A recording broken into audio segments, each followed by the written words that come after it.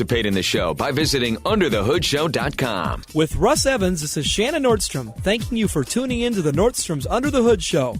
Have a great day, and remember, PTLA. The opinions heard on this program, based on the many years of experience of Russ and Shannon, are offered for entertainment value only and as a guide to your repair needs. No claim to repair or cause is given or implied. Always consult with your own certified technician and follow all safety procedures before attempting any repair. To be a part of the show, call 866-594-4150. Under the Hood is produced by Prairie House Productions. All content is the property of Nordstrom's Automotive Incorporated and may not be used without our permission. Copyright Nordstrom's Automotive, Inc. Now, let's go under the hood with the Nordstrom's Motor Medics. Welcome to the Under the Hood Show. We are glad to have you with us. Russ Evans is here to answer your automotive questions. Thanks for joining us under the hood. Shannon Nordstrom is here to do the same. Welcome, Hoodies. Thanks for tuning in so we can help you tune up. I'm Chris Carter here to answer your calls at 866-594-4150. 866-594-4150.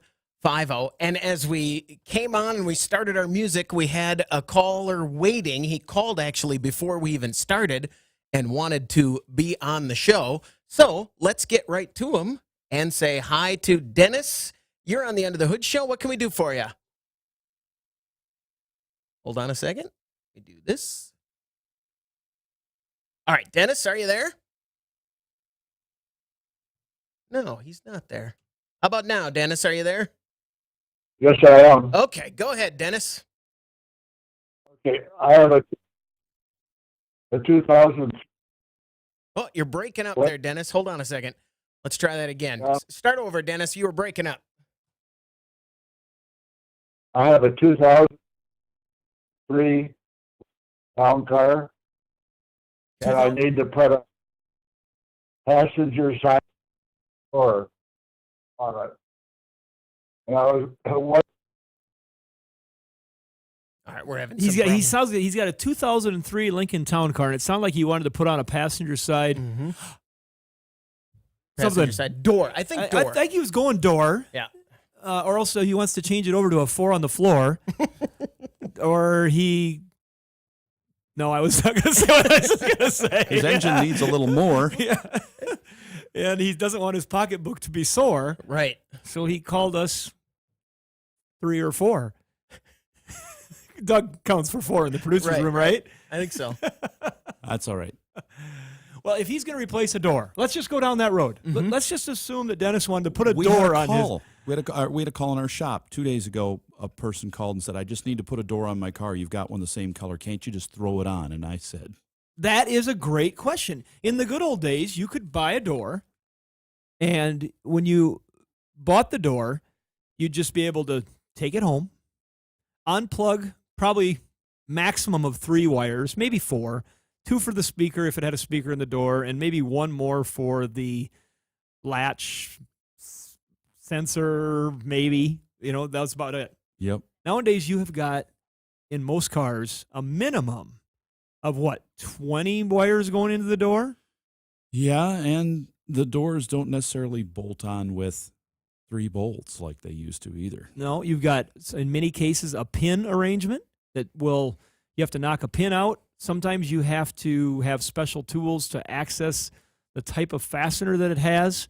And then it gets into the electronics where if it's the right year car, you often have to program modules and such to make sure it is back in line with the vehicle it is going on to. It has to have the serial number put into the door module if it has a door module to make sure that it knows that this door is now on this car. It's not like it used to be. Now, having said that, we have a lot of people that they'll buy a door, and when they get it from us, they just simply strip it down.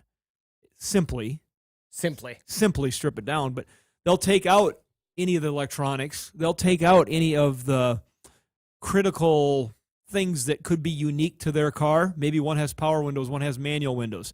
Switch that stuff over if the door is not compromised so much that it damaged that stuff. Then it's kind of like a heart transplant. You're just basically taking a different shell and putting it in, around your parts. Mm-hmm. Then it's no problem, but a lot more labor. But it's not quite as simple as just bolting that door on.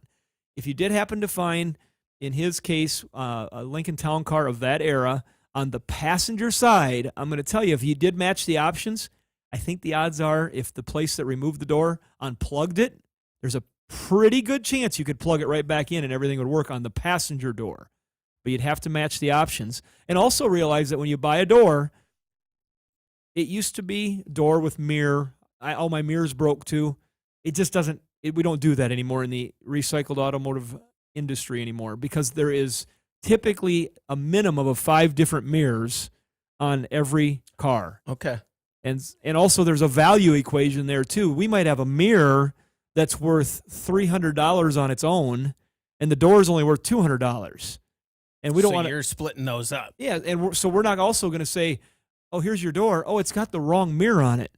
Well, what mirror do you need? Well, the mirror you need costs more than the door. We're not just going to give you a mirror. Right. So that's why that's all changed. Just a bunch of differences in the mirror, so you have to watch out for that. Does that get you pointed in the right direction, Dennis? Yes, but this is the rear door. Oh, odds are getting better. Because there's even less in there. You're going to have less modules and such typically in a rear door, but you just have to inspect that. If it's just a matter of a power window mechanism, power lock mechanism integrated in with the door latch and speaker wires, then you get into speaker options. If one happened to have like what's Ford use for their upscale systems? JBL, Mach, something like that. Yep. They could have a different speaker arrangement in there, but my hunch is that most of the mechanism pieces would be the same in that rear door. Most of the time, the smart stuff is in the front door. Dennis, thanks very much for the call. 866-594-4150. What's caught your attention in the automotive world? Well, one of the things that changed because of the pandemic was the typical auction date at the Barrett-Jackson auction week. And people say the Barrett-Jackson auction. It's typically auction week in Scottsdale. You'll have, cruise auctions and other companies that are also having auctions that entire period of time. There's amazing all the stuff going on in that area. Well, that event, at least the Barrett-Jackson piece of it, was delayed until March. And so that'll be ahead of us here coming up real soon.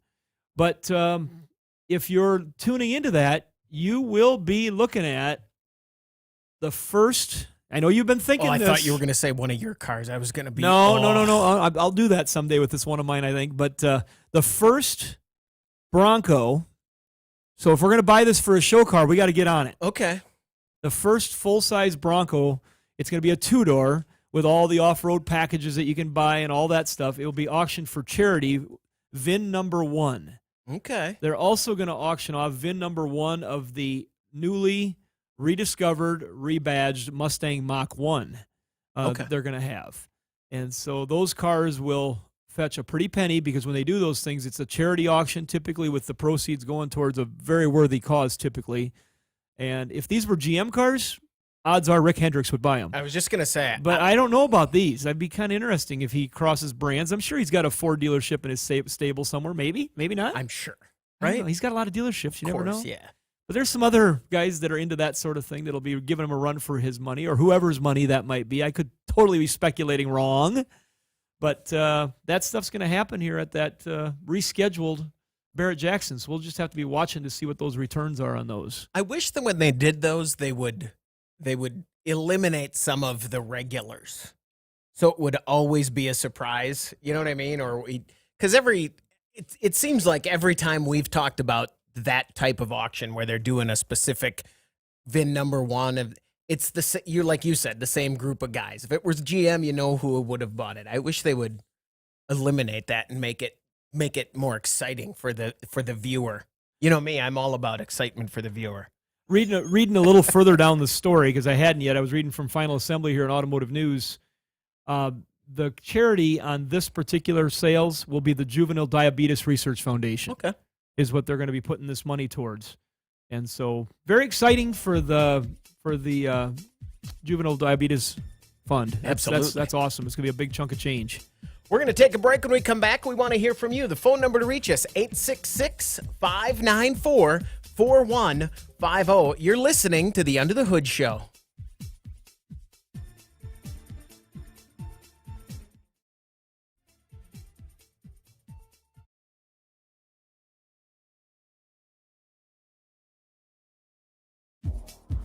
Be sure to visit our website for news, contests, and previous shows at underthehoodshow.com.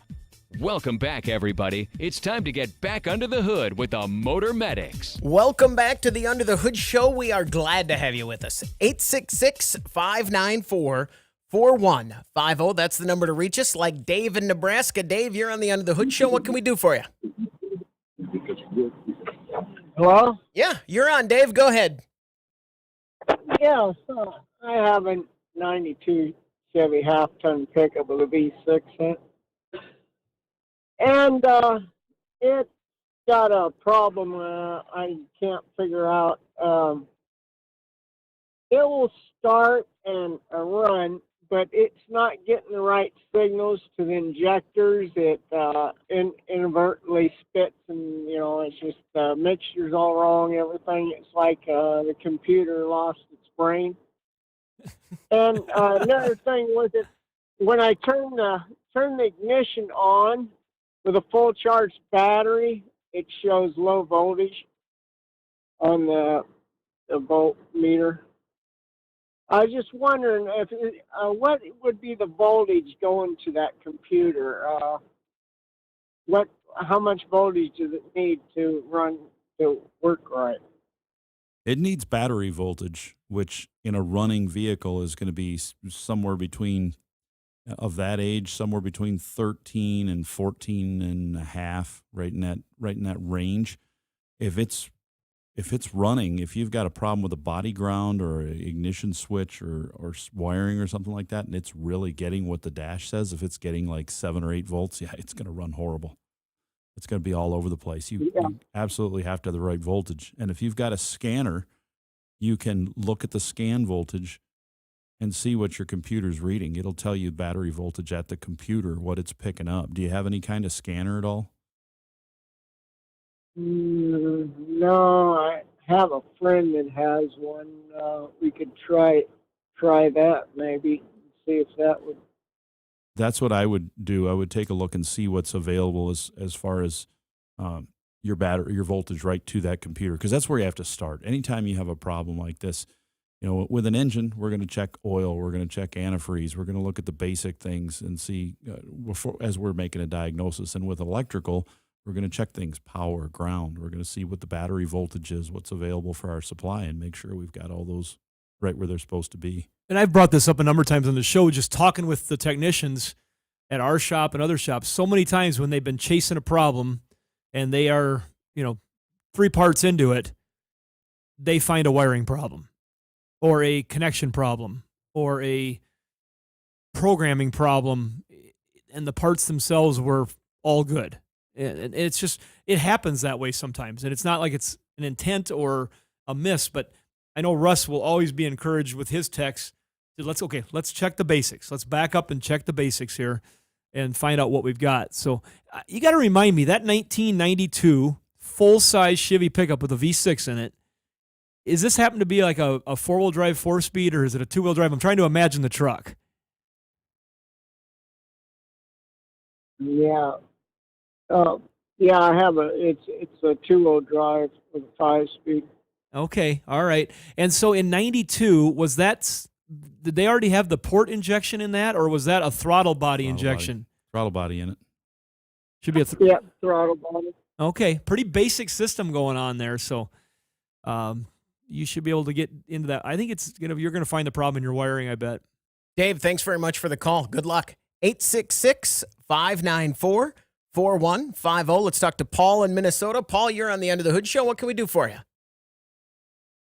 Good morning, everybody. I have a newer 15 Chevy GM pickup, and they get that cabin smell from, I think, water sitting under the evaporator coil in the cab. What can be done for that? Well, when you first said cabin smell, I thought maybe you were talking maple syrup and like pine. Pine wood, yeah. Yeah, that's what campfire. Yeah, just trying to think of all the different cabin smells. Oh, it's the mold. Yeah, it's the mold smell. Okay, all right. We figured that. It'd be more fun if it was like a pine tree. That could be a good candle. When we start our Under the Hood Show candle business, we should do automotive candles. Like could bad do smells? burning oil, Moldy. mold. Yeah. Oh, that you just gave out another $1 million yeah, idea. I think I maybe did. Man actually. cave candles. Yeah, I think. Oh, I might have. you just screwed that up bad. Well, maybe someone makes them and we can just rebrand them. I think that the one that would be the worst seller would be the unburned fuel in the catalytic converter, the sulfur rotten egg smell. Yeah, That'd be the worst one. Which one would be the worst? This is a good idea. Doesn't yours naturally smell that way? Burned rear end grease. That one would not go over well. Burnt wiring. Yeah, well, that mold smell that you get in there, you've got to keep the cabin air filters replaced, and then you need to use a HVAC system, purifying system. There's a lot of them out there, the sprays that you can spray in through the air intake, and it will run through it and clean the coils, clean the box out. They've got a mist machine that you put under the dash, and it fogs into the recirculation duct and pulls it around through there and cleans it out. And a lot of times those have to be done. It's kind of like cleaning your home ducts, but you're looking at a car.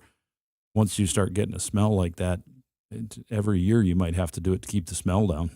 Well, and make sure that you are getting the proper drainage out of all those trays. Right. Yep. Make sure that there's nothing getting held back that's leaving moisture behind. We've seen some people get them where debris has gotten in there and it leaves just enough of a muck in the bottom of there. You cannot ever seem to get it to drain, and it just always stays moist. And sometimes that'll require a disassembly to clean all that out prior to succeeding. I know we have a local department store, and I think you guys all know where I'm going with this, but it seemed like 25 years going through there, they had a smell in that place. You know what I'm talking about? In our local mall? No, but I know I've been. And I was really hoping they Oh. could find some sort of misting machine to take care of that. It was in the Macy's now, but it was for years. Then I think they finally redid the entire system, and they got rid of it. But every year you'd go through there like, oh. No, I don't remember that at You all. don't? Actually. No. Oh my! Maybe it's just our family, but no. They just ask others. Maybe it was your No, family. I was with the same Oh people. boy, here they come again. Every Oh, year they come in here. So if it wasn't you, it was. Oh. Does that help you out there, Paul?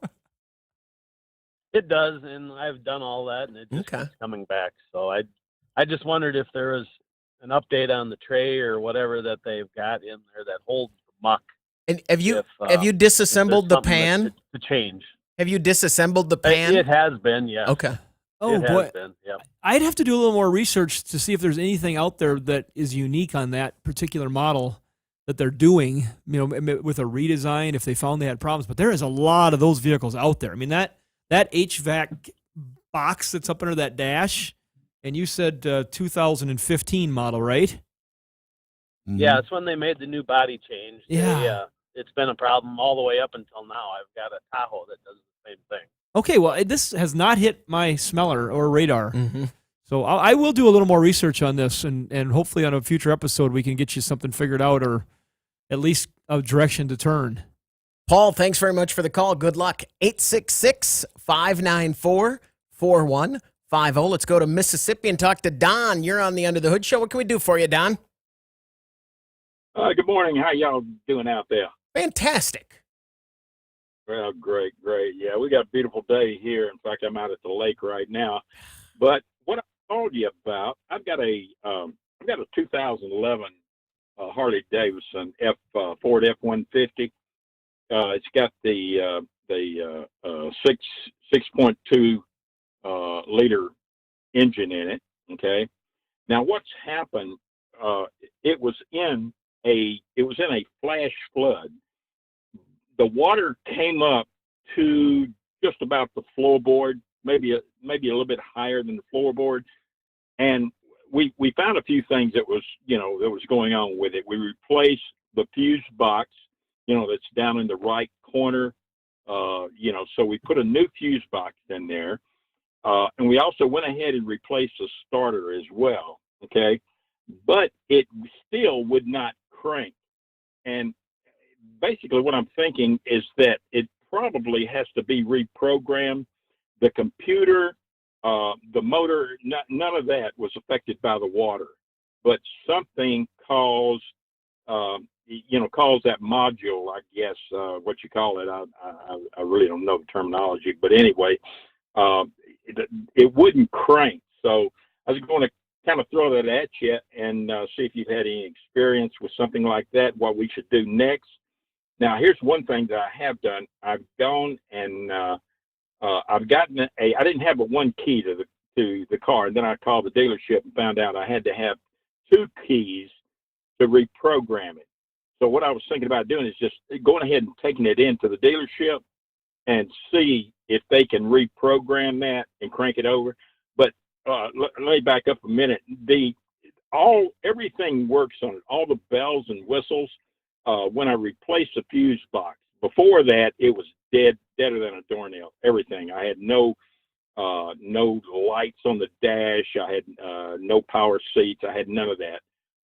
But I went ahead and replaced like I said, the fuse box, and all the bells and whistles worked after that, And so that's kind of where we are right now, but it will not crank. So I'm thinking, well, maybe it needs to be reprogrammed. So I want to throw that at you and see what you thought. All right, hold on a second, Don. We're going to have to hold you over for the break, and we will get to your question after we take a quick break on the Under the Hood Show, 866-594-4150.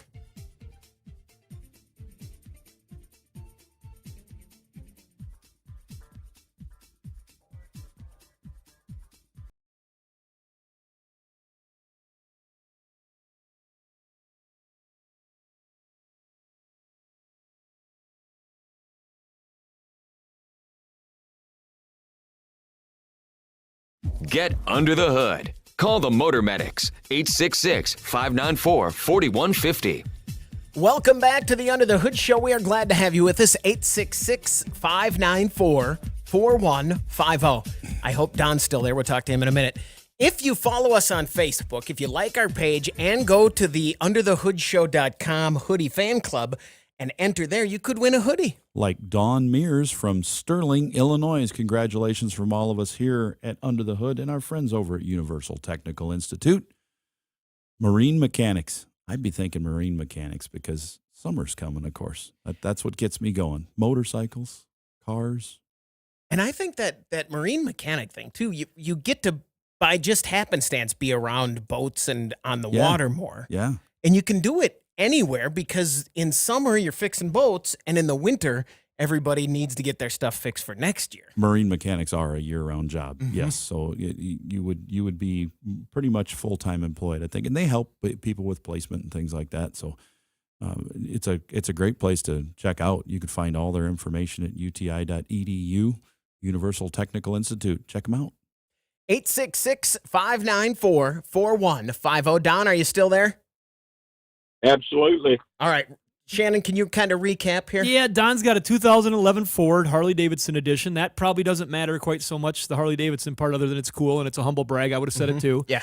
And it's got a water event that got water up into the lower part of the cabin. Sounds like below the seat level, fuse block, some other things got wet. As a precautionary tale, they took and put on a new starter.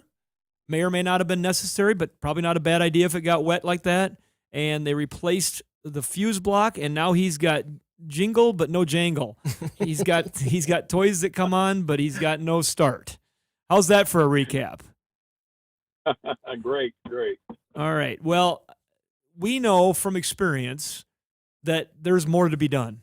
Oh, yeah. I prefer water over lightning. We've had several of both in our shop. And water, it typically... You know where it went. Yeah, it has its own level. So it's going to start at the bottom and go up, or if the front's nose in, it's going to have an angle on the front or back in. With lightning, it just kind of, you never know, wherever Jumps it's at. all over.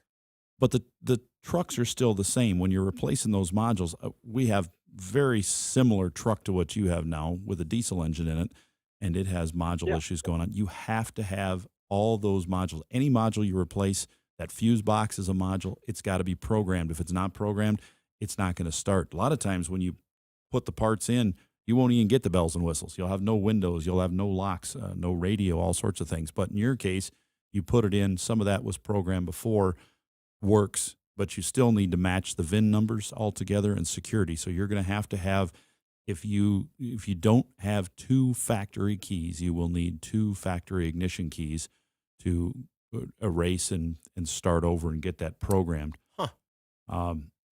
We have. Yeah, that's what the dealer told me. Yeah. So And can they get that if you only have one? Oh yeah, Okay. the dealer will just cut another key.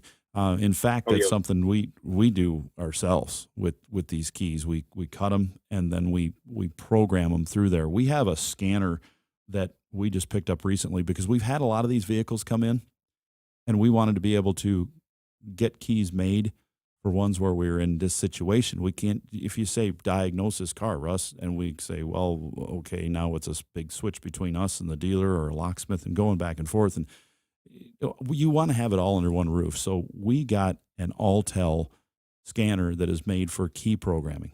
Okay. That's what it's really designed for only. It'll scan some basic codes, but it's really made for making your keys. So we can get into a huge range of cars. Some of them we have to actually take things apart and solder wires if we want to get into a super high-end car, like if we're talking like a Maybach or a Lamborghini or something, we can even get in those. But for the basic cars, Ford, GM, Chrysler, Toyota, Nissan, all the things that would be under a normal shop's roof, this is an amazing tool to use for programming the keys, the security portion. And then they've got other tools too that we've been experimenting with lately. I've got a large number of them to do programming on cars, to do actually the programming of the computers through the J2534 tools and also the keys. But on your truck itself, if you don't have any equipment at all on your own, I think your next step is going to be, we've replaced these parts, tell them which parts you replaced, and have them make sure that those modules are flashed with a current software update and that they are security's done and you're ready to go. And you may find it just fires right up at that point and you are golden, ready to go. Because typically we've done over the years a lot of water damaged vehicles, like Russ said. And if you can see where the water line was at, and we're dealing with fresh water, I personally had experiences with saltwater vehicles, and I would run from a saltwater damaged vehicle. Quickly. I would run fast, hard, aggressively. Don't look back. If you had salt water into a cabin of a vehicle. But the spot where the water gets to is typically where the damage stops. There will be occasion, Russ is a testament to this, that something would short out in the water level that could feed back through a circuit and damage something else. But you know where the path is, and that is the route you have to take. And so very fixable vehicle if you know what's going on. Very fixable vehicle. Don, thanks very much for the call. What I have taken over the years listening to you guys is, if I had a water damaged vehicle that was my own, it was my vehicle and it got water damaged, then you can go for it and tackle it. And like you said, it's very fixable. It can be done. But you wouldn't want to really necessarily buy a water damaged vehicle that you know nothing about, that has been, if you're just a home guy, then things can happen that you're unaware. The salt. Scary proposition to me right now. How long is was it in the water? In our industry right now, we buy a lot of our pieces for salvage from very large national auctions. There's a few national auctions that have made relationships with most all the major insurance companies and even some of the minor insurance companies. They put these cars out for auction, and it used to be that only a licensed salvage dealer could buy them. And there's in many cases that these auction houses have lobbied to state legislatures and such to get so that the public can buy these vehicles. The reason they want to do that is because, I'm going to get myself in a little bit of gray area here that people may not like, but a lot of the insurance companies, they are very happy with a high salvage return. Mm-hmm. They're never going to say, oh, get us less for that vehicle. Right. So if the dollar amounts keep going up for the salvage, it's in the best interest of the seller because they get a higher commission. The insurance company is happier because they're getting a better return on their salvage recovery. And so in turn, they start letting more people into the sales to try to drive up the prices. Okay, bad enough that they have uneducated people now that have access to cars that they don't know how to fix or may not dispose of pieces properly if they part something out. You go a little step further, now we've got sellers sometimes being told by the insurance company, sometimes it's the auction company themselves that are having them pre-clean these vehicles. They're having them prepare them for sale so they look better. You don't know what you're buying. Mm-hmm. It'll be listed as a no start, water damage, and the car looks perfect. It could be. It's not bad. It could be as simple as what we talked about: pull the carpet, pull the seats, replace modules, reprogram things, or it could be as bad as this was next to the bayou. Mm-hmm. They drove it down into salt water. They sucked water into the engine, seized the engine. I'm looking at a car I just told these guys before the show right now. It's a newer BMW, a replacement engine because the engine is bad. At the cheapest price you're probably going to find one is plus $20,000 just for the engine.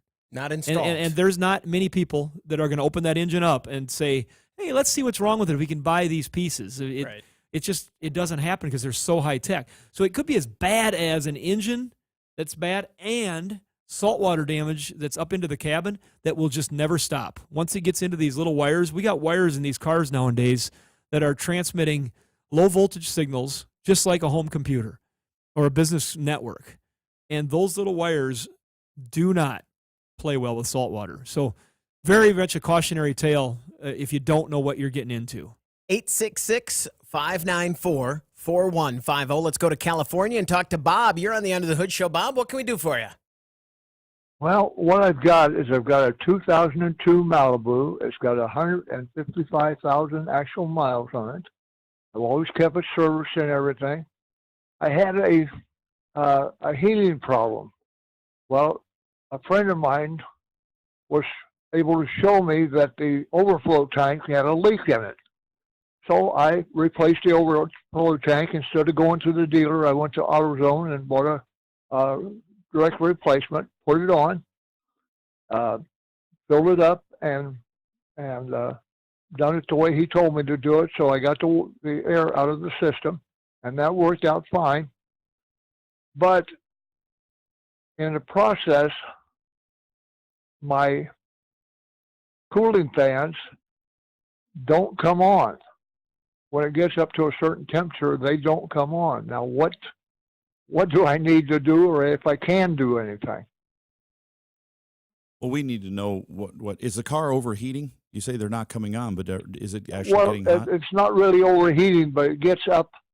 It normally runs just below the center line on the heat gauge. Sometimes it goes a little bit above that, and just a very small amount. And it doesn't really overheat, but it seems to me that those cooling fans should have come on at that point in time.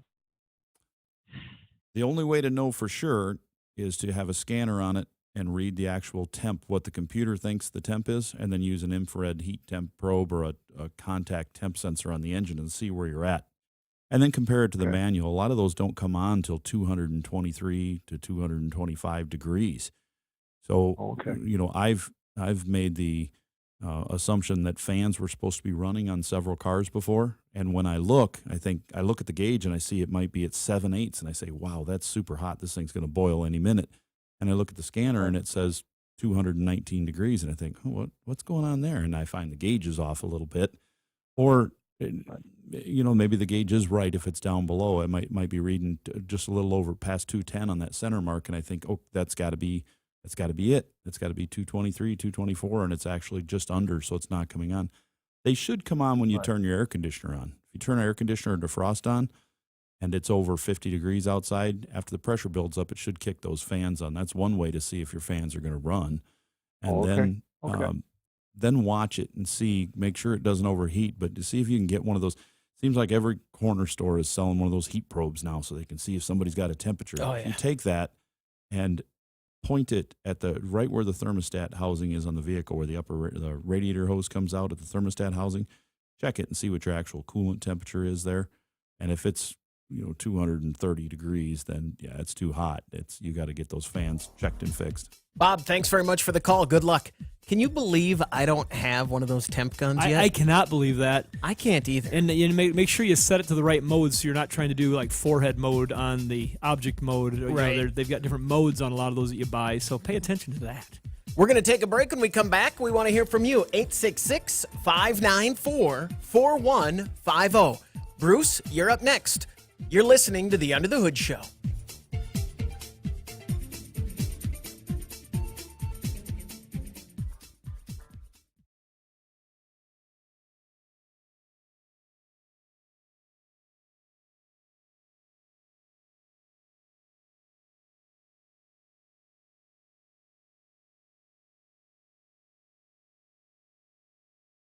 Find out how you can participate in the show by visiting underthehoodshow.com. Welcome back to the Under the Hood Show. The phone number to reach us, 866-594-4150. Let's talk to Bruce. You're on the Under the Hood Show. What can we do for you, Bruce? Bruce, are you? I have to answer the phone still. Are we still where I have to answer the phone? Yeah, still got to push the It button. doesn't just know. Boy, modern equipment, huh? Everything else in the studio is fully automated, but yeah, why can't we except get us. We're not fully automated. Bruce, you're on the Under the Hood Show. What can I do for you?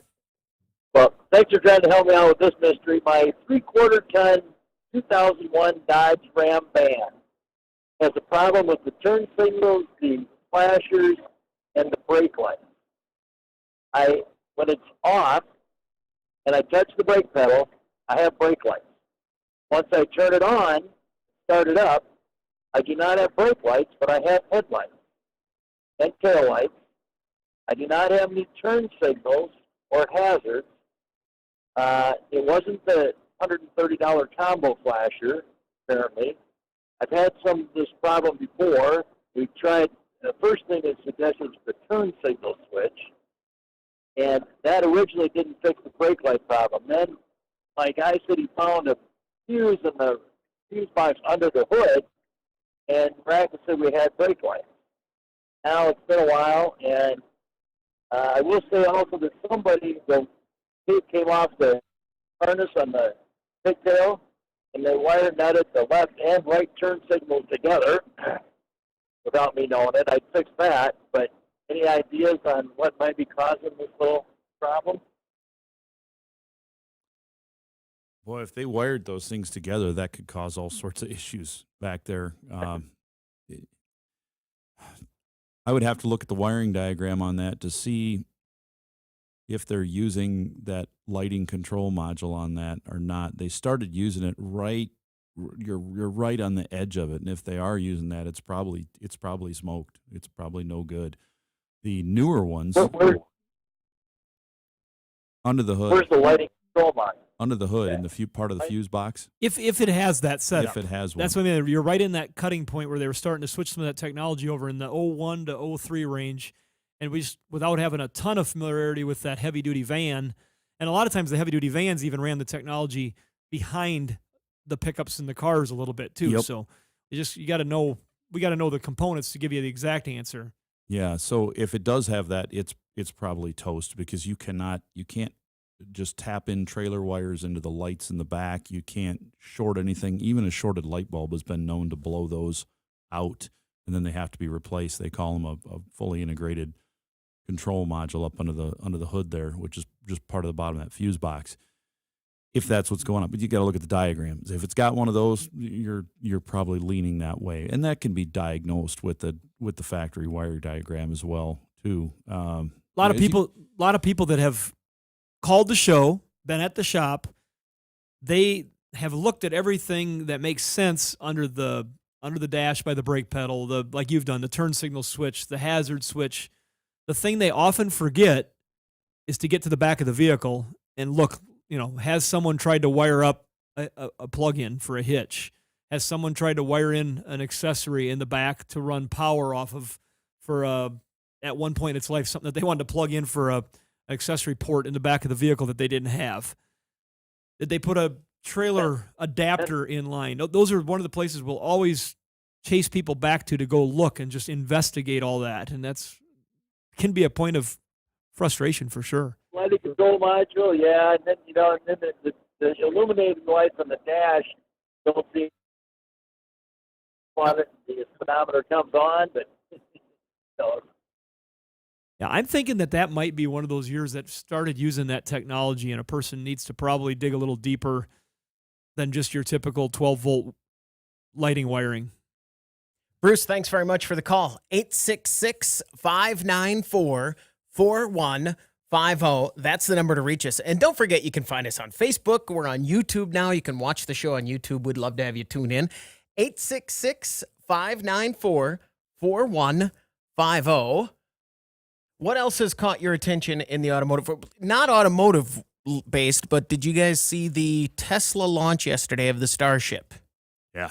Not. Okay. Part of it. The Starship, do you know what the Starship is? It's the big... I've heard you guys talking about it, so I'll Not play the along. Enterprise, no. I'll tell you... I get the wrong movie anyway. I'll describe it to you. So it's the big, tall, silver rocket-looking thing. It's silver, and it looks like a child drew this rocket. So it looks just like... Like something you'd see in a James Bond movie from the 60s. Right. Sounds exactly. awesome. The bad guys would have this big silver rocket that would never really actually be, but today it is. And today it is. So yesterday it launched. It was the test. They launched it. It hovered for a while. Then it turned and it fell back to space, fell back to Earth. And then right before it hit the ground, it reoriented itself and landed itself. And that's the first time it has successfully done that. And then... And I was watching with my son who had just landed his airplane, and he called me. So we were watching on YouTube together, and the channel we were on was pretty funny because they were like, oh, it did. Everybody was excited. It passed the test. And then the guy on the YouTube channel we were watching said, hey, is it leaning? So it landed, and about 10 minutes after it landed, it blew up, it lifted off again, and then exploded. It was pretty exciting. So what's the rest of that story? Are they supposed they're still looking into that? Yeah, it's a good question. The test was to land it. So like the last time, the test wasn't to land it. So when it didn't land and it exploded, they were like, it's okay. We didn't think that would work anyway. So I haven't heard the latest on what it is. So. I could see somebody sitting in the control room and they're, in there with their coffee. It's like, yeah, that was pretty cool. That was And they great. sit on the pad and also, oh, did I hit the button? Whoops. Launch? I thought you said launch. Let's talk to Richard in Kansas. Richard, you're on the Under the Hood show. What can we do for you? Yeah, I've got a Canyon 4-cylinder Vortec engine in it, and I'll see what year it is here. What year is our Canyon? It's a 2006, and all of a sudden, and of course, it's 15 years old, and so one day we was going to another town from where we live, and all of a sudden, it darn thing just started jerking and jerking and jerking, and but if you get above 1,000 RPM, then it level off. It wouldn't do that. So I was wondering what could be problem there. There's so many of them sensors on the ground on the engine and that. Lot of course, and then the foot feet. It's one of them other kind of foot feet that don't Electric. have linkage on it. Yep, electric.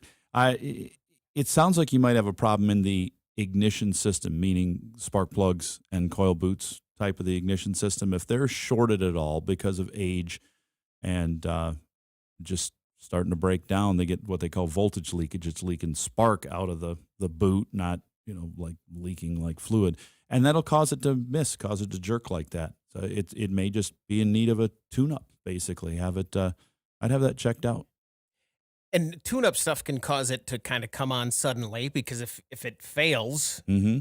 and it will cause it to Just suddenly be running terribly. If it's got a chance, like Russ is describing, let's just say that one of the coil boots on that engine with 4 cylinders was arcing to ground through a voltage leak. You would definitely feel that physically when it started shorting. Because you only got 4 cylinders to run with. You take one of them out of the equation and start jumping it in and out, it can really cause that thing to get bucky. And you want to figure that out, Richard. You don't like what it's doing, and we want to help you figure that out. But I think I'd start with the basics. With the miles it's probably got on it, the age it's probably got on it. If that stuff hasn't been serviced, those rubber components, they break down over age. and then eventually they just don't insulate anymore. And then you'll start getting that leakage. So I would definitely be looking into that. Richard, thanks very much for the call. Good luck. And that's one of those things too that when you're driving it can feel like something else. If it's doing it a little bit, it can feel almost like a transmission problem or something. So you definitely want to get that looked at. That'll do it for this hour of the Under the Hood Show. Hour 2 is coming up. The Under the Hood Show is brought to you by Sturdivants.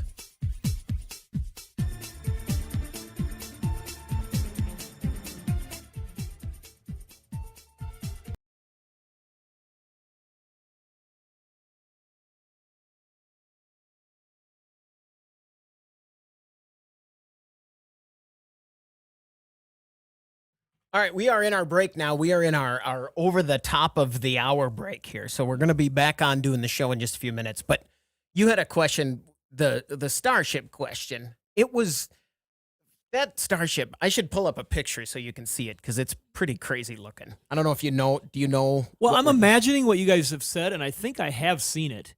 But it didn't. It wasn't. It was not like I would have stopped and said, "Hey, you know what? I'm going to learn all about this because I saw it." It's just there's been something else usually triggering the brain at that point. Oh, I don't know if we can though. I don't know if we. No, I know, but you mean like if we can? like legally, can we? Here's the. Come look at this quick picture. If you search Tesla Starship, you'll see it. Oh yeah. And I mean, isn't that ridiculous? And by the way, he said I made it that way because it's cool. It doesn't. It is not perfectly. It does affect the aerodynamics a little bit, but he thinks that it looks cool enough to overcome that aerodynamic. Doesn't it problem. look like something from Austin Powers? Totally? It does look like something from Austin Powers. So yeah, baby. yeah, that was it. Something yesterday, or something that might be on the cover of a '70s porn. Right. It's very noticeable. Yeah. So look up Starship, SpaceX. That's if you're curious what we're looking at, I just searched Tesla Starship and it did everything fine and then it leaned over and exploded. So we're still in the break. We just thought we'd pop back on and that's crazy. Talk during the break because we know a lot of people are tuning in on Facebook and on YouTube, and when we're in the break, normally it's just that picture with the. And we want you to tune in. And spaceships are cool, right? So we can help you tune up, not tune out. Exactly. No, tune up. So we want to let you. We're still here. We haven't gone anywhere. Tune in and stay tuned in. That's the goal. Yeah, we need to. You know what we need to do? We need to get something going in between, like we have to make some videos. We do. Like, can we put up? How about if we said hang on so we can hang out? What if you have a drone, right? Yeah. Let's put up a live drone shot. Of what? The yard and all of the facility here. The drone live. So we could just fly it remotely from in here while we're on the break, right? We could take suggestions. I've had things flying above my head that just about killed me recently, so why not? What's that blue car down there in the third row, fourth from the left? And the drone could go down and zoom in on it. Do a sweep. Yeah, I like this idea. Ricardo, get the drone out. Post haste. Yep. We need you at about quarter after. Ricardo's the manager of our self-service facility, Mm-hmm. and Ricardo we've renamed the drone You View It because we have it at You Pull It. Nice. And it's all spelled like the sheep, though, EWE. Mm-hmm. And there actually is a YouTube because I was going to use that. I thought, I got a clever idea. And somebody had it. There's a one that's watching a sheep farm, like watching sheep have babies. The YouTube. Oh, sure. That's good. Or something like that. But it was taken. So all right, we're gonna go off here now, and we'll go back to the break, and then we'll come back with hour 2. Thanks for tuning in. Thanks for watching us on Facebook and on YouTube. We appreciate it. Hanging in so we can hang out. Share it with your friends, please. Hang out.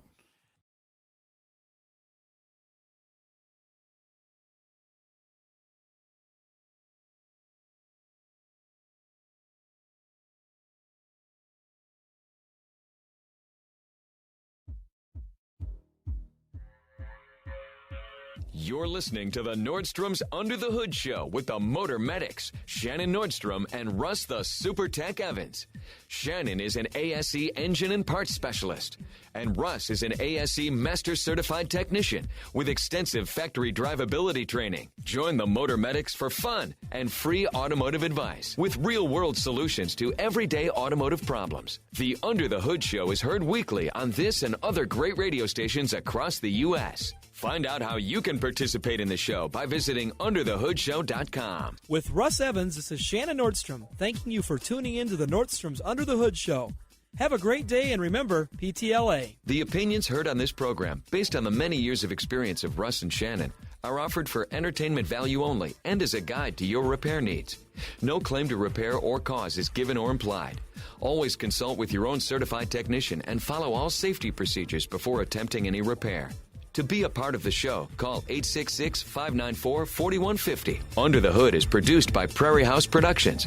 All content is the property of Nordstrom's Automotive Incorporated and may not be used without our permission. Copyright Nordstrom's Automotive, Inc. Now, let's go under the hood with the Nordstrom's Motor Medics. Welcome to the Under the Hood Show. We are glad to have you with us. Russ Evans is here to answer your automotive questions. Thanks for joining us under the hood. Shannon Nordstrom is here to do the same. I wish we could cut Welcome to his hoodies. empty Thanks for tuning in to Tune Up. shot here, but no, he's He's down the hall. Shannon Nordstrom is here to do the same. Welcome, hoodies. Thanks for tuning in so we can help you tune up. I'm Chris Carter here to answer your calls at 866-594-4150. 866-594-4150. What's caught your attention in the automotive world? You ever been torqued off? A little bit, yeah.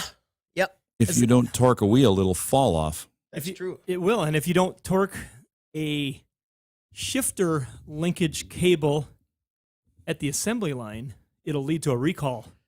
And torqued off, just let me jump in and say, torqued off is a good example. I mean, what we're talking about when that phrase is if you twist something too much, right? If you go to screw a bolt too hard and you torque it, it'll just twist About right any up. fastener has a torque spec. Mm-hmm. Yep. So when they're assembling a vehicle at the assembly line, every fastener has an engineered torque spec of where it's supposed to be set to. Mm-hmm.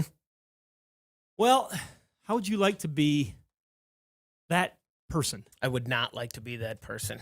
In this particular case, there is a small recall of about 400 vehicles Okay. at the Subaru plant in Indiana.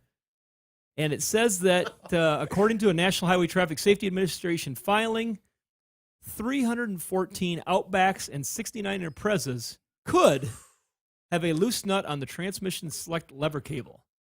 And the document goes on to explain, and this is from Automotive News again, a single associate assigned to a specific production line Yep.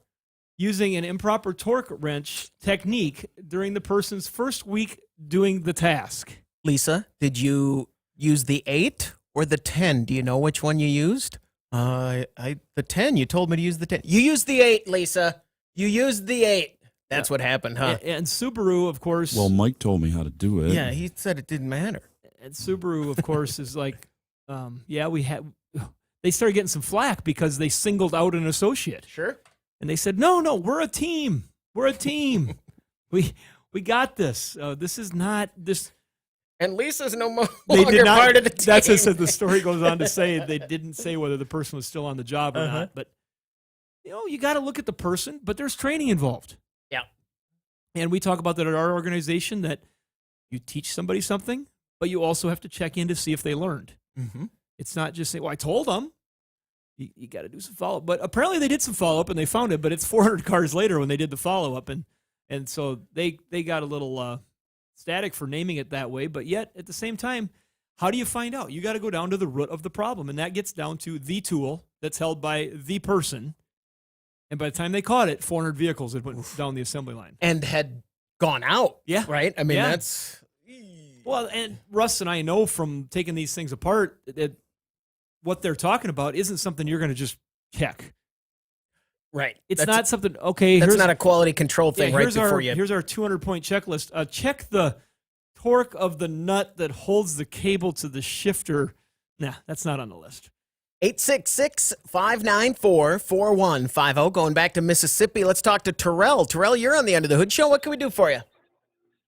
Yeah, I got a '07 Trailblazer, and I've been having a problem with the track light on that thing. And since I had it, basically, I replaced a couple of steering angle sensors, and it seems it works sometimes. Sometimes you go down the road, the lights just pop on. You have any issues with those?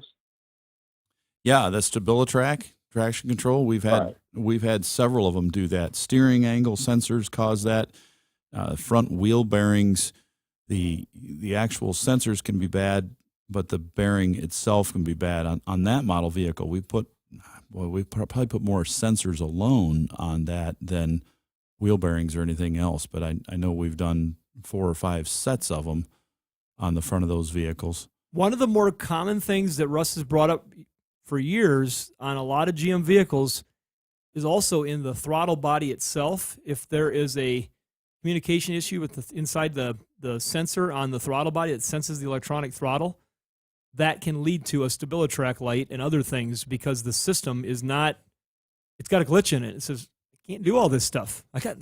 I'm seeing a problem with this throttle. So if you check everything else in the scanner, you don't find anything else as they're looking at it, that is one of the issues that can come up, is that it is that throttle valve that's on the head of the engine that lets the air in and out on that electronically controlled throttle. So it's something to just keep in mind as you're looking at it. Does that help you out there, Terrell? Yeah, I appreciate it. You bet. And that Stabilitrak is one of those things that when it goes haywire or when there is an issue, it just lights up to say, you got to check this out. It's not always that it's engaging or doing what it's supposed to. It's just saying something's going on. Well, like here. Russ said, that Stabilitrak system pulls in data from so many places. It's got to know wheel speed. It's got to know steering angle. It's got to know acceleration rate. It's got to know brake position. It's got to know, I mean, there's all these things that come into play. You know, what's the state of the ABS module? All this stuff has to report and be reporting to say, yep, got that information, got that. And this is all happening in milliseconds. So if it gets any glitch in that data stream on a inconsistent basis even, it's going to say, you know what, I'm out. I can't do what I'm supposed to do. I don't have the data. And so I'm not going to perform any function that could make this vehicle do something dramatic, trying to correct something that may not even be a problem because I've got bad data.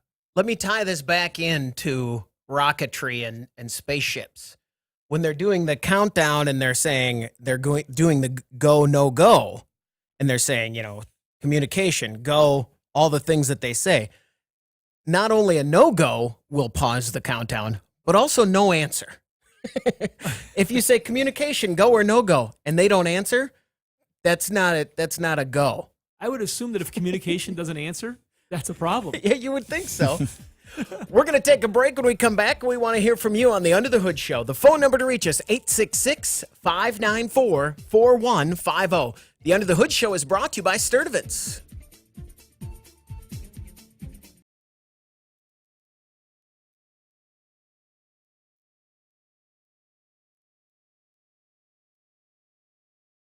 Car feeling ill? Don't want to spread it to your wallet? Call the Motor Medics now for free advice. Welcome back to the Under the Hood Show. The phone number to reach us, 866-594-4150. Let's talk to Joe. You're on the Under the Hood Show. Joe, what can we do for you? Hello.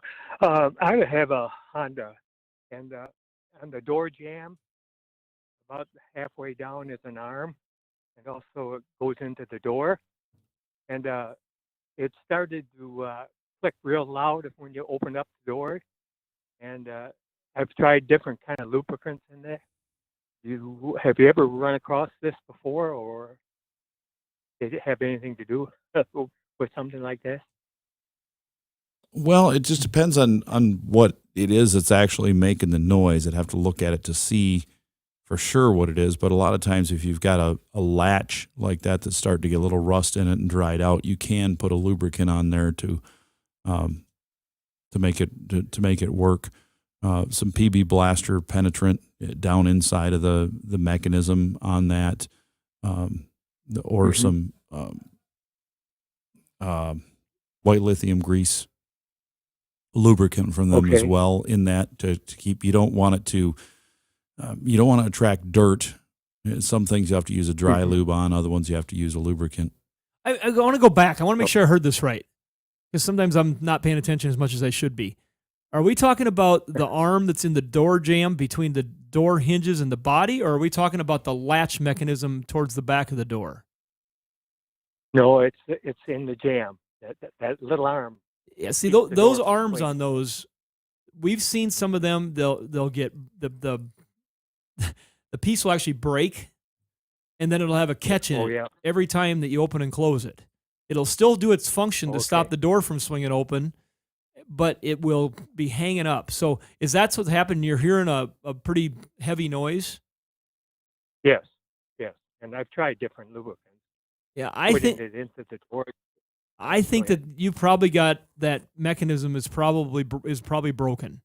Because if you typically with those, if you took some PB Blaster and you sprayed on that area, that'd be a great application for that. Typically just a little shot of that, and that stuff will smooth right out, and that door will get rid of noises. It'll shut and close like it's supposed to, but that mechanism is probably broken. If you're in an area where they have a self-service auto parts facility, that would be a great application of where you could go out and find another Civic and pull that part out, because usually it's just a couple 10-millimeter bolts on the end of the door that hold that on. It's a pretty easy mechanism to switch, and then it has to be reattached to the body. Not that bad. Pretty easy repair. And Civics are pretty common. Yeah. No, that year range in '97, they ran that for quite a while. A lot of similar parts, so that shouldn't be too bad to fix. But check that out. 866-594-4150. Let's talk to Dave in California. Dave, you're on the Under the Hood Show. What can we do for you? Hey, how's it going? Fantastic, Dave. Very good. Hey, I have a 2010 Jeep Patriot that I bought, and it has 104,000 miles on it. It was took some pretty hard use on back roads in California, apparently. And I'm having a problem that it's a manual transmission, and the third and fourth gears, it keeps popping out of gear. And I've gotten a couple different opinions about it. One person told me transmission problem needs to be fixed. Somebody else said that it has to do with more with the mounting position of the transmission that's making it do that. Do you guys have any ideas about this? Yeah, I'd love to tell you it sounds like the mounting of it, like a motor mount that's starting to get loose or something like that, or it's out of alignment. But I'd lean more towards that if you told me it was popping out of first and third gear, or second and fourth, because of the position of the shifter. But you've got one that's one direction and one that's the other. If it's going to pop out of first and fourth, I would think that it would also pop out of second and third, because it's forward for first and then back for second.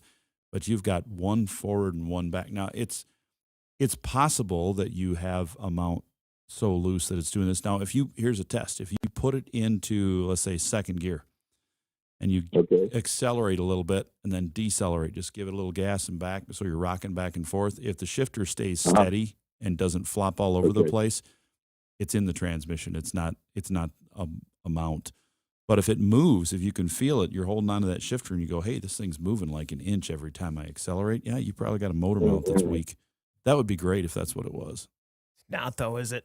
Probably not. It's probably the synchros or something in the transmission that are bad, and it just can't hold the gear. We've seen a number of them failed. So, yeah, physical inspection. I mean, look at the cables. I'm trying to remember that's cables. Look at the mounts, like Russ is explaining. If that all looks solid, your options are getting limited. Is that going to be a major?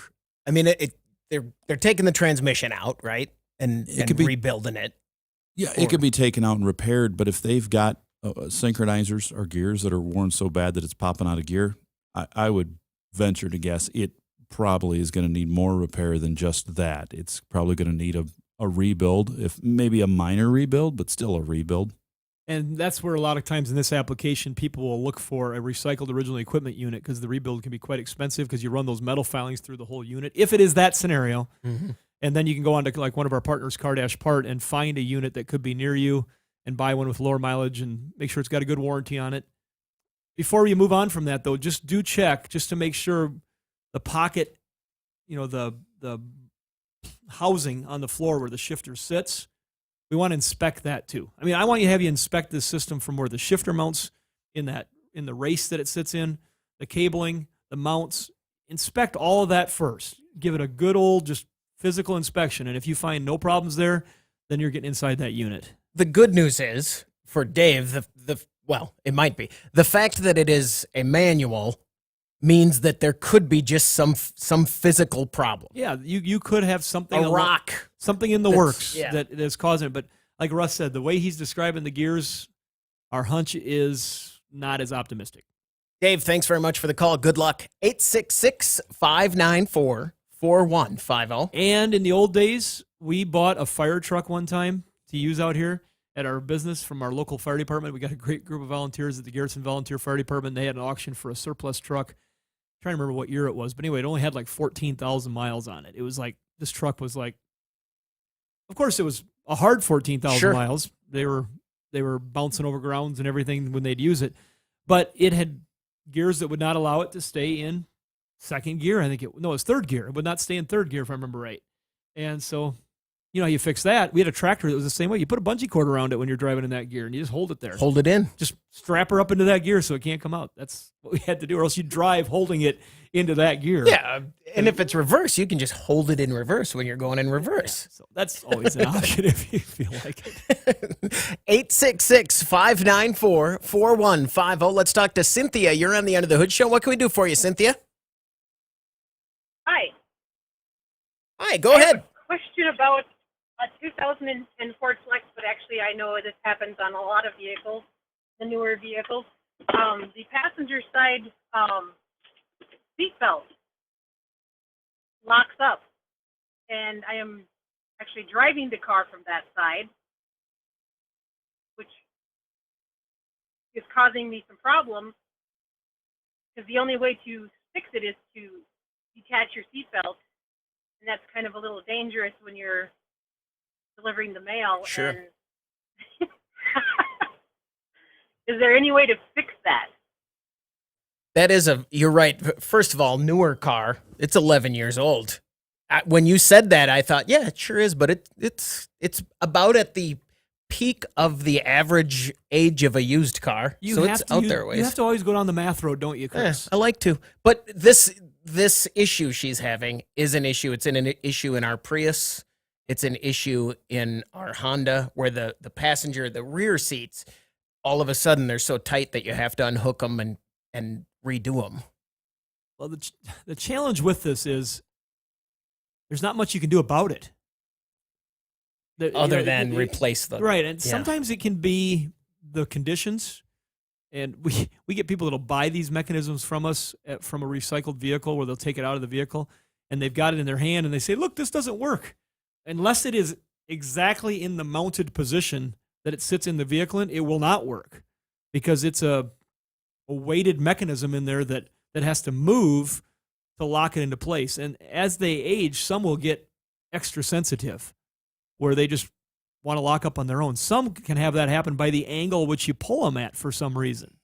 And so maybe because she's using it on the opposite side, the way she's doing it with the mail route, I don't think so, but it could have something to do with it, or just enough times using it like that could have worn it out, or it's just maybe as simple as getting another unit that has a pretensioner on it, most likely, which is a part of the SRS system. There's an explosive device attached to most of these seatbelts nowadays that when you get into an accident, it sets off a small charge that ratchets the seatbelt tighter against you to hold you in place in the seat. So when you replace these, it used to be you unbolted it, you unplugged it. Now you've got to unbolt it. You've got a plug-in on there that's sometimes a little difficult to get out because of the SRS mechanism. You got to look on YouTube to make sure on each kind how they come apart so you don't break it. They're little tiny prongs on there. And then you'll have your more conventional safety wires that'll tell the position and such. But that's probably what you're going to have to do, is replace it, Russ, after you've inspected all the plastic sheathing and everything, correct? That's what it sounds like. We've replaced a number of seat belts that just bind up. A lot of times they get that way with age. So I'm thinking that's probably what's going to have to happen, especially if it's got any dirt in it at all from coming indoors on a rural mail route, that can happen too. And some of those can get kind of expensive because of that SRS integration of the seatbelt. It makes that unit that used to maybe cost you, $150 new. Now all of a sudden it's a $350 item new. So we have seen an increased demand for those type of mechanisms in an ROE, recycle original equipment perspective. So many facilities are inventorying those now, and you have to make sure you match the part numbers and the style and such to replace that. Does that help you out there, Cynthia? Yes, it does. Thank you very much. I have a question for you before you go. Do you have any modifications on your vehicle to drive it from the passenger seat, or do you? Yes. Okay. What have you done? Yeah, I've got foot pedals and I've got a steering wheel. Oh, okay. And I'm going to guess they took the airbags out to install that. What? Now you got me really intrigued. Thanks, Chris. I was just trying to think. My mailman just drives it from the passenger seat, and I wondered if he just has long arms and legs. There's been quite a few places where Well, I've done that, but it causes some muscle issues. Oh yeah, I suppose. Yeah. And they've made that illegal in a lot of places now. A lot of not just the states, but local places where if you're driving a car like that, it can be bad. So now they've got a couple of our carriers have a cable that goes all the way to the left wheel, so you have two pulleys on there to turn. That's what I was going to get at. How does that work? Oh, yeah, gosh, I'm intrigued. And they do pull the airbags out, so I'm not sure how that works either. I don't care about the seatbelt as much then. We're going to take a break. When we come back, we want to hear from you. The phone number to reach us is 866-594-4150.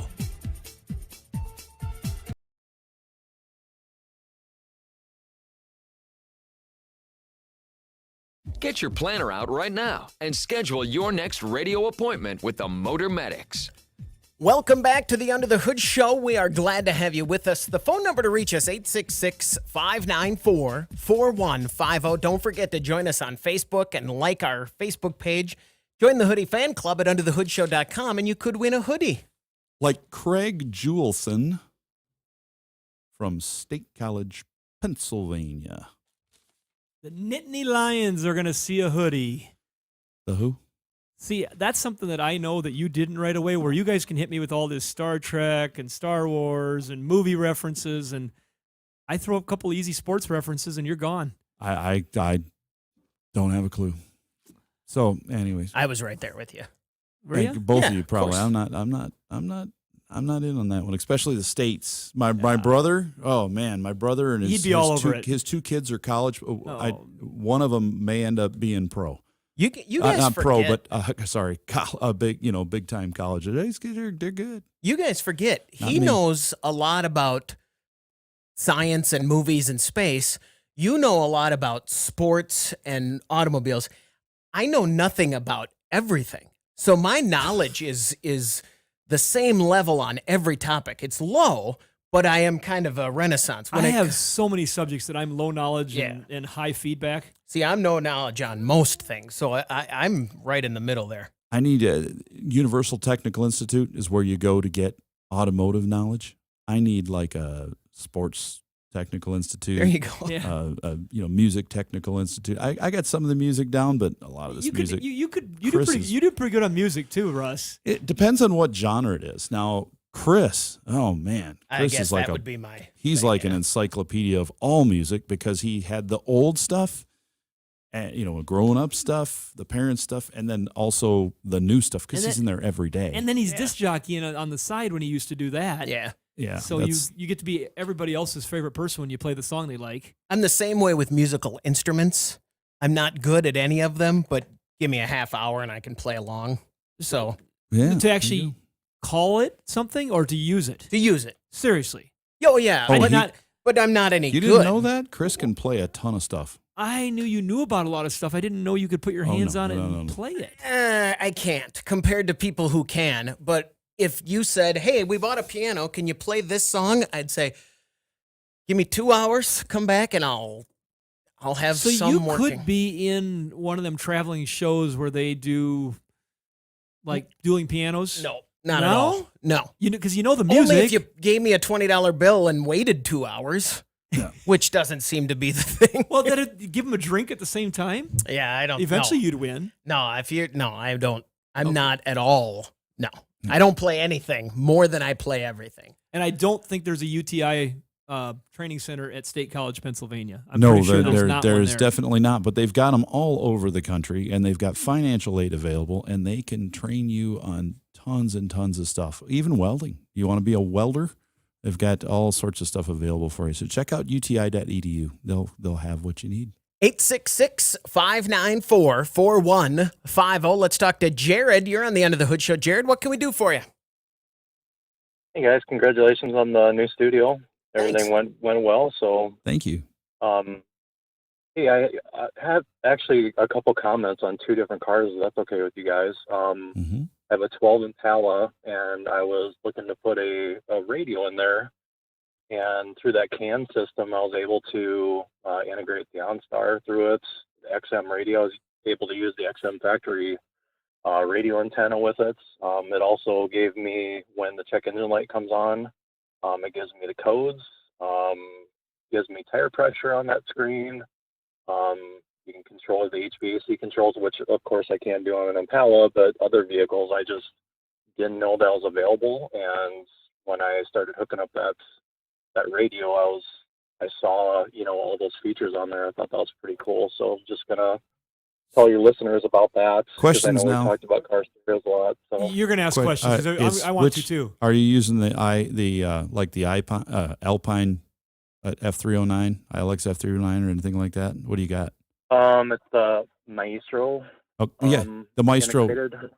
That's part of that. So, yeah, so I have that same system, but it's in an old vehicle. It doesn't have the CAN bus. In a 96 turbo diesel, you don't get quite as much stuff. It doesn't have the CAN bus, but I did integrate. I've got some aftermarket tire pressure sensors that I integrated in there. The check engine light I integrated in there, but I wanted to hook it up and talk to somebody that actually did, because it was pretty. I saw that and I thought that was pretty cool, but I haven't actually used it, so I didn't know how to talk about it. So I'm glad you did, because a lot of people ask us, even Chris. He says, hey, I got this, the Prius, and everything's dead, all the factory stuff. But yeah, you could just spend the big bucks, Chris, and get a real radio. And well, and it was, I'll say this, the very top of the line unit I could have put in there. Yeah. Would have included all of that, would have included a backup camera, because I had a backup camera stock, and I don't have one anymore. I could have done all of that with the top of the line unit for about $1,800 less or $2,800 less than buying a stock unit for it. Because and this was the top of the line would have had everything on it. I could have done and saved thousands of dollars, and I even went further and saved $300 more. So I didn't go anywhere near that. But yeah, the functionality is pretty amazing. So Jared, in an overview for our hoodies, you successfully installed an aftermarket non-factory radio, but yet integrated all of the factory niceties, the functionalities. That's awesome. That's really good. The other cool thing is the steering controls you can customize. I mean, there's literally 50 different ways you can do the steering controls. One is you tap the steering control button or you hold it down. There's two different functions for that. So I got all kinds of, skip, mute call, all that stuff. So yeah, there's a lot of functionality on it. That was really cool. So that's cool. The other thing I was going to talk about is my brother has an 05 Grand Prix GXP, and he splurged and got the Diablo tuner on it. Oh yeah. And his main concern was he was burning about 3 quarts of oil per oil change, so about 5,000 miles he did an oil change. And he did the programming, and he's 2,500 miles into it and hasn't took a drop of oil. And he took the displacement on demand off. Also, the other thing that was really cool is the transmission shifts a little bit different, where it's just a little bit more fun to drive. And the only issue he had is he's got to take the traction control off.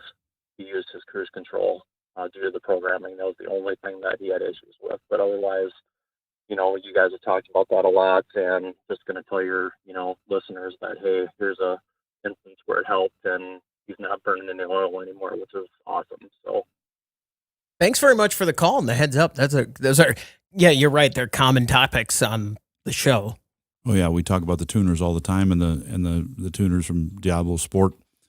That's that's a big thing. The people that are disabling their displacement on demand, and they've had a few issues with them. And occasionally, if you have a tuner and you can shut it off, and you've been burning oil, it never hurts. I mean, it's a button you hit, try it, see what happens, and go from there. And if it works, leave it. And there's no issue with that as far as There's a fuel economy issue, and the legality of it, whether or not you're defeating a factory emissions thing, but you're putting it in your vehicle and it can be turned back on and off instantly. So I don't think they're going to come knocking down your door yet. And Chris, your alternative, if that doesn't fix it in your case, is a very expensive engine. Right? Yeah, right. And I would think that the 3 quarts of oil would be worse for the environment than the gas mileage issue. Very much, if you wanted to start measuring things, something to think about. 866-594-4150. Let's go to Illinois and talk to John. You're on the End of the Hood Show. John, what can we do for you? I enjoy your show. Thanks very much. I've got a 13 Ram. Yeah, I've got a 13 Ram 1500, and I'm doing maintenance. I bought it 2 years ago. It had 99,000 on it. It's got about 115 now. I'm wondering about changing transmission fluid. It looks good. You do the little drop test on a paper towel. It looks good. But what's your opinion on that? Give me the miles again. 115. Yeah. It's time to change that fluid. I would. Would you take the pan down? Is there a filter or a screen, or would you just? Yeah. I'd flush it. How'd you do it? I'd go with just the flush, with the trans flush machine, and flush it out. We've got one in the shop now, and you've really got to look at the maintenance, the due dates on these things now. They're surprising me. They kept getting longer and longer and longer, and for those of us we started off and spark plugs were once a year, 12,000 miles. And brakes and coolant and things like that. But then they got longer and longer and longer, and now we're saying, spark plugs will last 100,000 miles.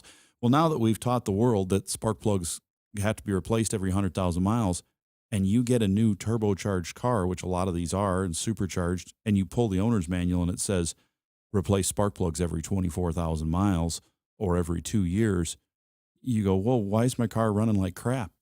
Yeah, well, we missed something. We forgot to change the plugs. Well, no, they're good for 100,000. No, they're not. Look at your car. Fluids. Some of these cars we thought 100,000 miles on the trans fluid is now saying 24,000 or 35,000 on the fluid. And some fluid, not sure why yet, but I do know for a fact on the 17 Ram, we just put the pan and the filter are one and the same. You put a filter in it, it's the pan you put on. That fluid is $28 a quart. And the fluid yesterday, Jake noticed, has a shelf life. If the fluid has a shelf life and we're pouring it in there, how long is it going to last in the car? It says use. It does beg you to ask that question. Yeah, it says do not use past this date. And is that because it's absorbing moisture? But how is it going to absorb moisture in a sealed container if it's brand new? So I question that. So yes, on yours, complete flush in the trans, I think, is going to be the way we're going to go with that, as long as it looked nice on the cloth, like you said. It's not excessively burnt. Let's change that. It looks good. What about the differentials and the transfer case? They are due for mileage at this point too. Yes, they're time to change your engine coolant, your transfer case, your differentials, and your transmission are all due at this point, and your brake fluid is due for a flush. And I would recommend we use the Justice Brothers gear additive. They're a partner of ours. We've used it in our own vehicles. We've watched it bring down temperatures. It helps us. I would recommend those for sure in both your front and rear differentials. And the fact that it looks good, that's an indication that he should change it. Yeah. Ironically. Yep. He hasn't overdone it, but it's definitely due for time. And you don't want to overprescribe it. If he said I had 40,000 miles, maybe you're a little low. We're going to check the manuals on it. But no, he's got plenty of miles. We should have a little clip right now of Bruce Buffer saying, it's time. 866-594-4150. I don't know if we can. His Michael Buffer, you can't say his phrase. Okay. Can we do it's time? Was that your point of trying to say I had the wrong buffer? Were you No, were you trying to correct me? No, because you were exactly right. Okay, just because I could the other thing Michael Buffer is the one from the UFC. It's time. Yeah. But Bruce Buffer does the words that, we should all do. Don't say it. We should all prepare ourselves for a rumble. I can say that. Oh, yeah, we can't. So I actually was trying to get the other one. Then I did screw that up. I was trying to go. It's time. You said Michael, didn't you? No, I didn't. Oh. I think I said Bruce. I think you're right. Yeah. I was switch those in the middle. Yes, because I thought you were doing a humble correction on me.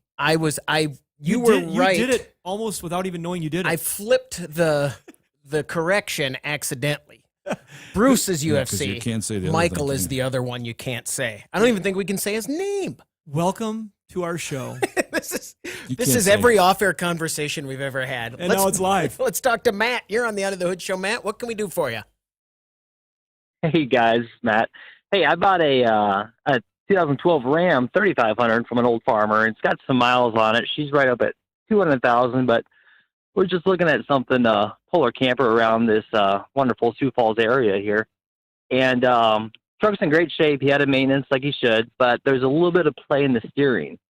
And I won't lie, I took it to a local dealership in the area, and they said they checked everything out, and they said it's fine, and that these trucks just develop a little bit of play in the steering, which that's unacceptable for me if I'm going to be pulling a camper. So I was going to see if you guys could think of anything that's off the top of your head that might be causing that, or put a lot of steering boxes in them. We're putting one in today, and yeah, they do develop a little bit of play in the steering, and some people deal with it, and other people buy new steering boxes.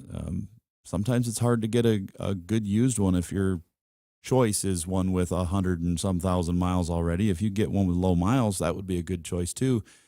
But yeah, they do wear a little bit, and they get some play. I've been in quite a few of them that I've test driven for customers, and as I'm driving these things, I'm like, whoa, that steering's just a little looser than I like, even though it's aligned well and drives nice down the road. It's just a little loose. And they say, yeah, you should see what happens when I put a trailer on it. I put 15,000 behind on a diesel, and it's like, whoa, it's really all over the place. Well, and for anything like that, before you go put a box on, get it to a good alignment specialist. Have them inspect the intermediate shaft to make sure that the coupler between the steering column and the gear is good. Check all your tie rods. Just inspect all that stuff real close to make sure you don't have wear items there, because a little wear there will feel up like a lot of wear on the steering wheel. But you're 100% right.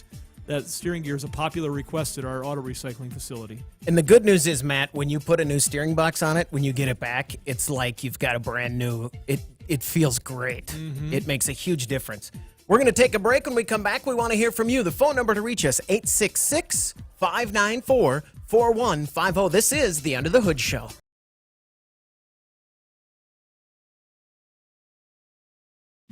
Prepare to learn something. You're going under the hood. Welcome back to the Under the Hood Show. The phone number to reach us, 866-594-4150. We had a question from a caller who couldn't hang around. Eric wants to know about fuel trims and what a good fuel trim should look like under hard acceleration when you're just at 55 miles an hour. No, not when you're just letting off the throttle. What are fuel trims supposed to be around? Well, if you're running a car that is not flex fuel, it's just a straight gas burner type car, and you've got straight gas in it, you're going to be, because of the factory programming, you're going to be somewhere around that 0, plus or minus 1 or 2. That's normal. That's perfect. The more alcohol you add to the fuel, if you've got a biofuel like ethanol in there, you're going to be adding a little bit more, because that's just the nature of the way the fuel burns. Doesn't hurt anything. That's just what it's supposed to do. Under hard acceleration, if the car is running in the perfect state of tune where it's 0 there and you don't have any vacuum leaks, you don't have any fuel leaks, anything like that, you're still going to run.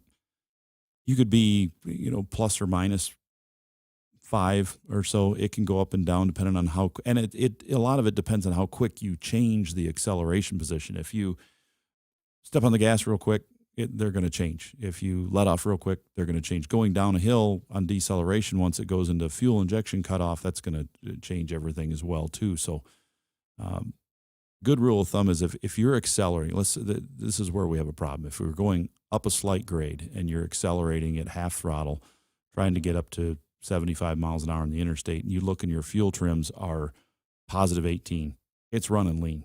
Either the fuel pump's got a problem, it's the fuel flow is restricted somehow, you've got a filter that's clogged up, something like that, and then you need to go through and find out what's going on.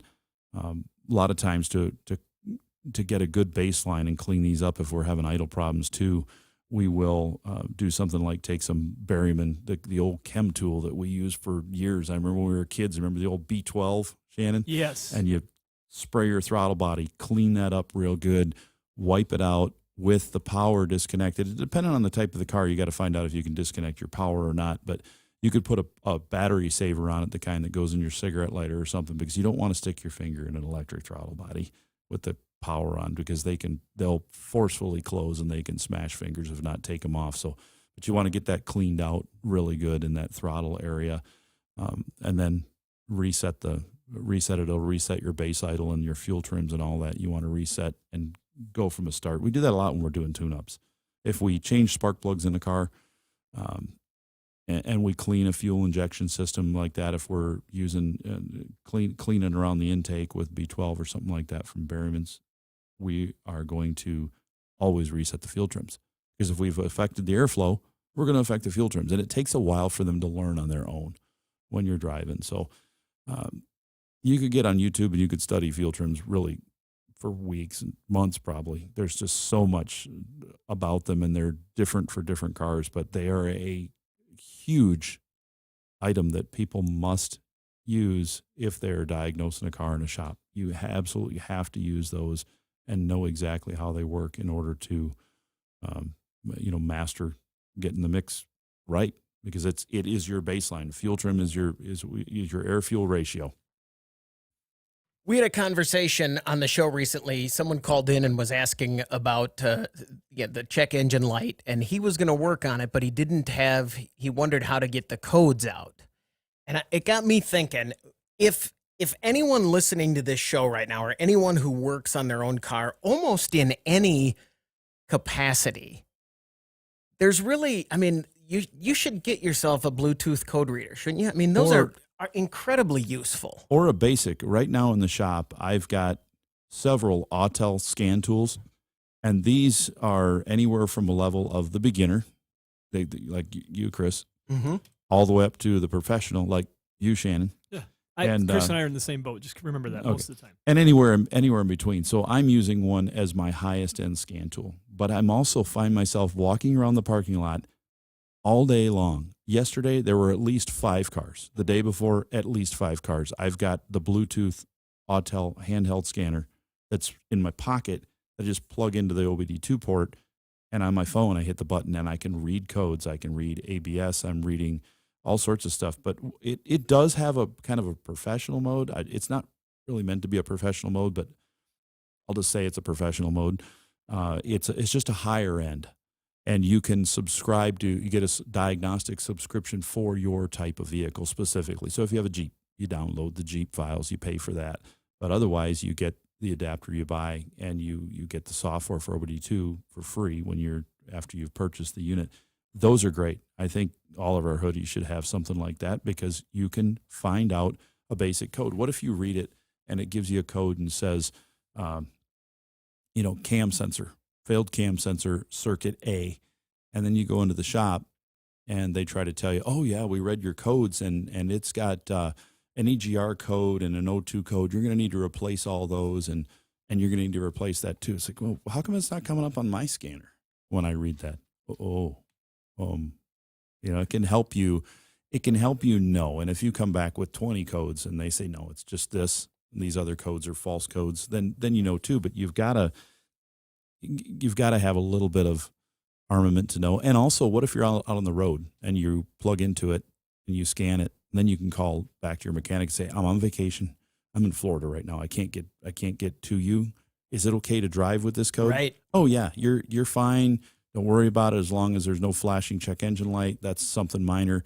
Drive home and we'll check it out. But it could be something detrimental that you'd want to get fixed right away. And we're talking like for the very low end, $30. Yeah. I mean, good end. I mean, the next step up is like $50, and you're getting everything you need. It's fun if you're just curious. If you're just curious and want to learn more, it's fun. That'll do it for this hour of the Under the Hood Show. Until next time, you can find us at underthehoodshow.com. It's brought to you by Sturtevant's.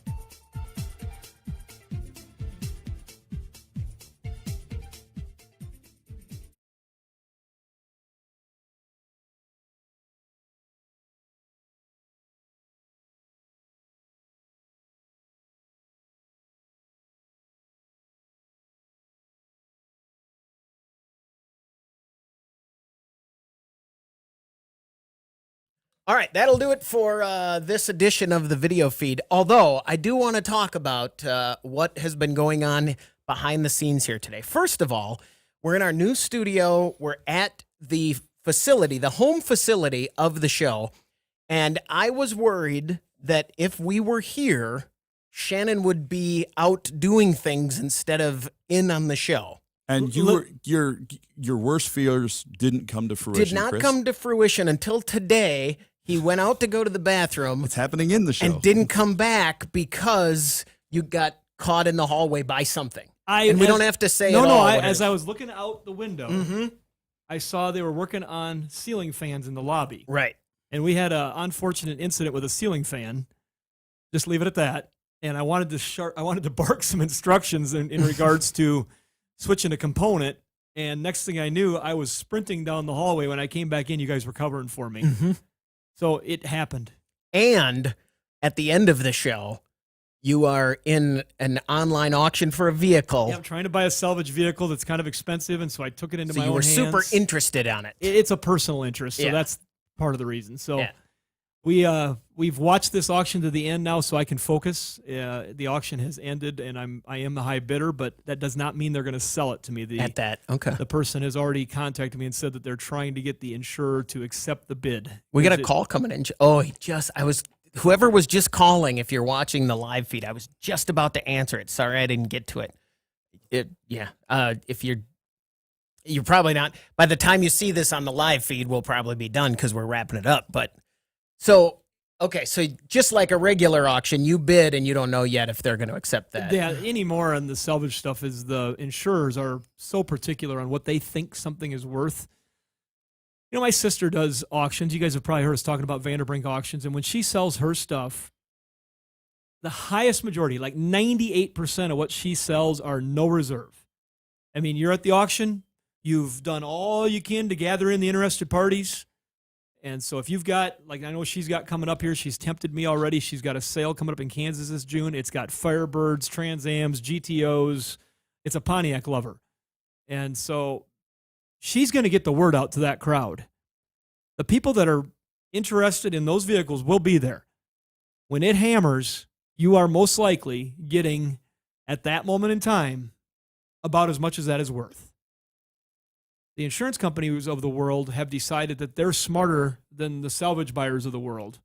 And so they will sit there and they will rerun. Did you catch the vigor in his voice there, Russ? Oh, there's some vigor. Yeah. And so they will wait and think that something's worth a certain percentage of value, even though they don't see what we see, that the wheels ripped off on this Dodge truck and it rotates the front axle and the hogshead of the axle kills the oil pan and kills the $6,000 engine. So no, your Cummins diesel truck's not worth $15,000 wrecked. It's worth $7,500 wrecked. And everybody's bidding on it, and they were all in the same range. They say, nope, we got to have more. We're going to sell it again, sell it again, sell it again. So they'll put up the sale many, many times, and many times that what they're looking for is just I hate to say it, but a stupid buyer. The sucker. That doesn't know what they're buying. And so in this case, we got a high-value vehicle. Insurance company's got a high loss. It was a vehicle that was stolen, and the engine was damaged. It's a $100,000 vehicle. And so they want to recover as much as they can, of course. But this is a very tricky car. It could be that you find something that's minor and it costs you $10,000 to fix it. It could be that it's as bad as it could be and it costs you $30,000 to fix it. It's a big difference. Mm-hmm. And then plus, since the insurance company's taken ownership of it, it's a salvage titled vehicle. It's not going to have the same value as the one sitting right next to it that looks just the same, Mm-hmm. but hasn't been through that event in its life. The premium used car is definitely worth more than the one that's had this stolen and recovered history. Even though it can be inspected, it can be fixed, it can be a great car, it's not the same. I have another question for you about Oh, yeah. auctions. Yeah. Back to my sister's auctions. All of hers are no reserve. So when they sell, that's it. That's it. You know, if that Trans Am brought $32,000, you're not selling it next week to see if you get 35. Yeah, and I've seen that like on Barrett-Jackson where they have a reserve, but the owner's there, and you've got one guy trying to get the guy to bid higher. That's more Meekum. And you've got That's and you've more got Meekum. the other guy trying to tell the seller to sell it for the price they're, it's they're at. trying to, and that's always kind of seems to me a little bit disingenuous when you're trying to talk a seller into selling, and you're trying to Right. talk a buyer into paying more. Of course, they're working their angle because they get paid when the transaction takes place. So you kind of look at it and say, okay, are they being really genuine to either side? But that's why I know my sister's real big on when she goes in with these families and says, no, we're going to get the most money for this stuff if they know they're buying it. We went to salvage sale, our buyer, Chad, just recently, where 65%, I think was the number he had, of the vehicles on the auction were not sold. Oh, wow. Okay. They hammered them.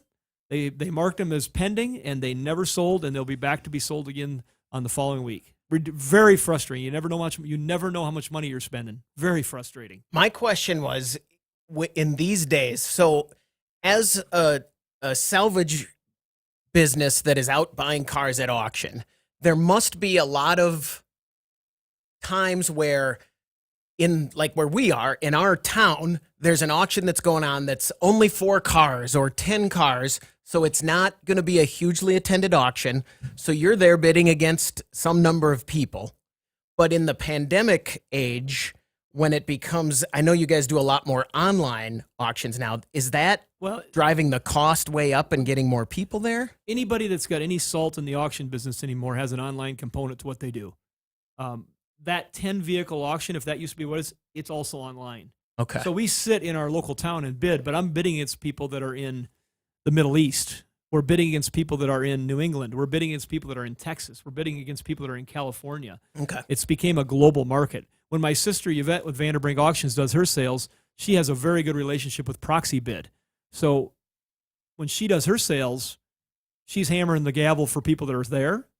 Tiebreaker goes to the person that shows up at the auction if there's a tie. Okay. And she's also taken internet bids. She's got one of her auction attendants that is on the line with Proxy Bid, and Proxy Bid is running the electronic mechanism that's feeding this auction like live. As she's hammering it, that person is, yep, they're bidding for what's coming in on the Proxy Bid at the same time. So you're all bidding against each other competitively, but it's still hammered and sold when it's done. That gives me anxiety to think about being the person that intermediate there. That would be Yvette's good friend Kara is the one that usually does it, and she's calm as a cucumber typically, but she'll sneak off and smoke a couple cigarettes, I think, after a bit. Change clothes, take a shower. Woo!